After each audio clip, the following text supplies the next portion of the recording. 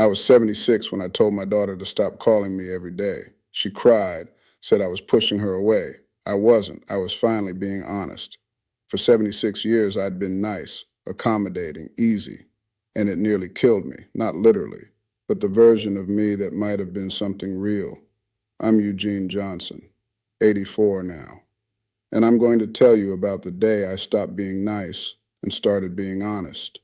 It didn't make me happier exactly, but it gave me something better. It gave me peace. Maybe you're younger, still building relationships, still trying to be what people need. Maybe you're my age, tired of performing, but afraid of what happens if you stop. Either way, there's something nobody tells you about being nice. It costs more than you think, and by the time you realize it, you've already paid. When Lorraine died, people said I was handling it well, strong, composed, didn't break down at the funeral, didn't burden anyone with my grief, just kept going. That's what men do, right? Handle things. I believed that. Thought it made me noble. What it actually made me was invisible. After she was gone, my daughter called every morning, 7 a.m. Just checking on you, Dad. I'd say I was fine. She'd talk about her day, her kids, her worries. I'd listen, give advice when she asked, sometimes when she didn't. Hung up feeling useful, needed, but also hollow, like I'd performed a role but hadn't actually been present. This went on for months. Every morning, same time, same routine. One day I didn't pick up. Wasn't trying to make a point. Just didn't feel like performing. She called again an hour later. Left a message. Dad, are you okay? You didn't answer. Call me back. Panic in her voice. I called back. She was upset. You scared me. What if something happened? I apologized. Said I was in the shower. Lied because it was easier than the truth.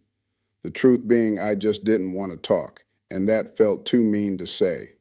But it stayed with me, that lie, that automatic instinct to protect her from my own needs, to be the easy father, the one who's always fine, always available, always grateful for the attention. I started noticing how often I did that, how often I said yes when I meant no, how often I swallowed what I actually thought to keep things smooth. A week later, she called again. 7 a.m. I picked up. She launched into her morning update, her son's soccer game, her husband's work stress. 10 minutes in, she asked, How are you, Dad? I said, I need you to stop calling every day. Silence. Then, what? I said it again. I appreciate that you care, but I don't want a daily check-in. It makes me feel like a patient, not a person. She was quiet for a long time. Then she said, her voice small, I was just trying to help. I know that, but I didn't ask for this kind of help. She hung up, didn't say goodbye, just hung up. And I sat there in my kitchen, heart pounding, thinking I'd just made a terrible mistake. She didn't call the next day or the day after. A week went by. I thought about calling her, apologizing, taking it back, saying I was just having a bad day, being nice again. But I didn't because what I'd said was true and I was tired of apologizing for the truth. 2 weeks later, she called. Sunday afternoon said, I've been thinking about what you said. I waited. She said, You're right. I wasn't checking on you. I was checking a box, making myself feel like a good daughter. That honesty from her, it shocked me. She said, Can we start over? Call when we actually want to talk to each other.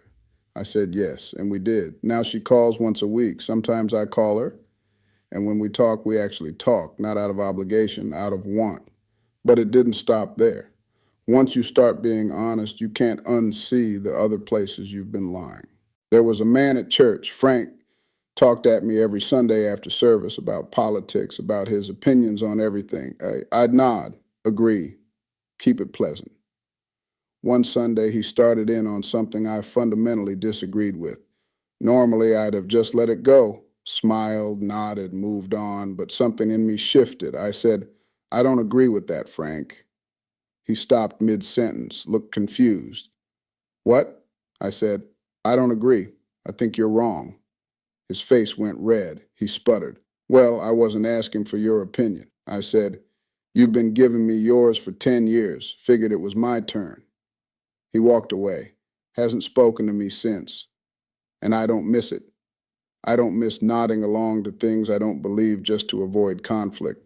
That realization hit me hard, how much of my life I'd spent nodding, agreeing, going along.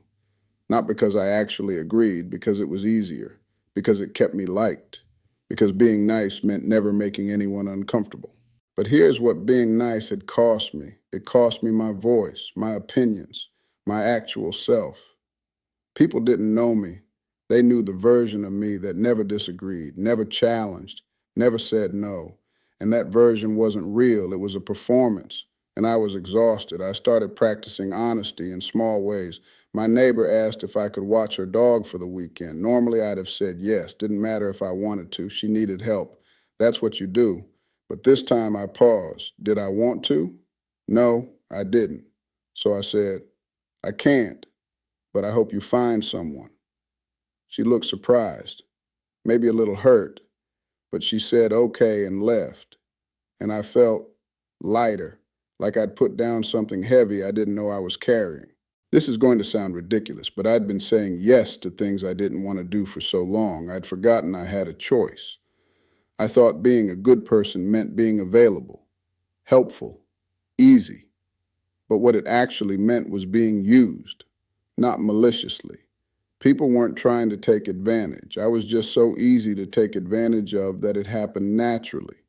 The hardest one was my oldest son, Marcus. He'd call when he needed something, advice, money, help with something. I'd always give it, always. Because that's what fathers do, right? Provide, support, be there. But I started noticing he only called when he needed something. Never just to talk, never to ask how I was doing, just when he had a problem that needed solving.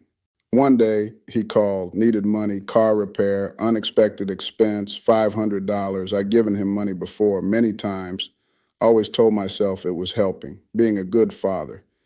But sitting there, phone in my hand, I realized something. I wasn't helping him. I was enabling him. And worse, I was buying his attention, paying him to need me so I'd still feel useful. I said no. For the first time in his life, I said no. He was stunned. What do you mean, no? I said, I mean, I'm not giving you the money. You're 52 years old. Figure it out. He got angry, said I'd changed, said I used to care about my family. That hurt. But I didn't back down.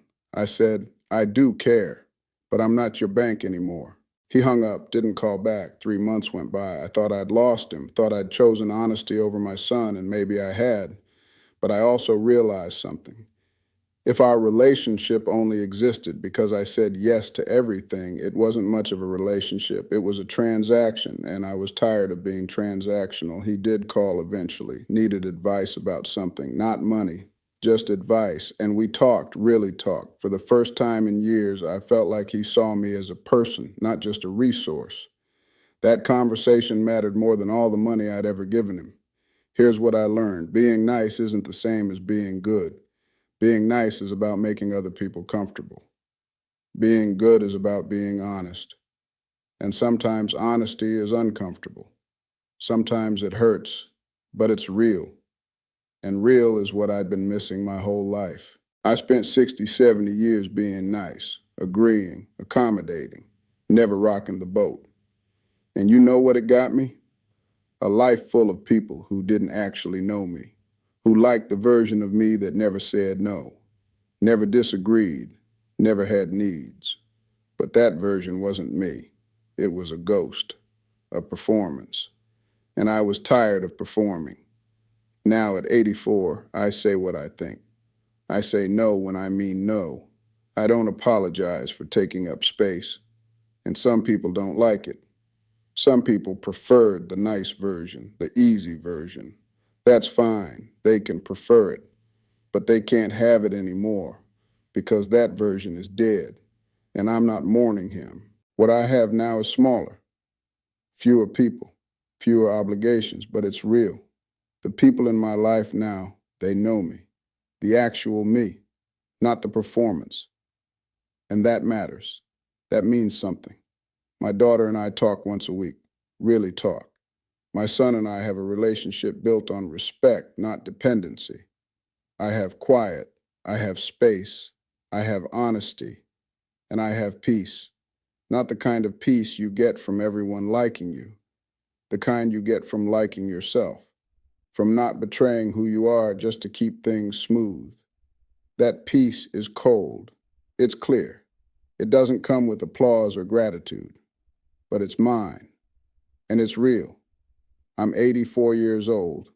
I spent most of my life being nice, and it nearly erased me. The last few years I've been honest instead, and I finally feel like I exist, not as what people need me to be, just as me, and that's enough, more than enough. Thank you for sitting with me. If you want to again, I'll be here.